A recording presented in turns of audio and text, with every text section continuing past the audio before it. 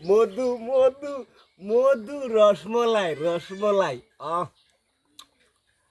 সেই স্বাদ দেখনি। তো আপনারা আবার বলবেন যে এই কই চূড়ার ভিডিও প্রতিদিন দেই, তো আসলে কই চূড়া ফাঁকে খাই আর এরকম ভিডিও বানাই। তো আপনারা যারা যারা পছন্দ অবশ্যই তারা কমেন্ট করবেন। দেখছেন মধু পুরা জাম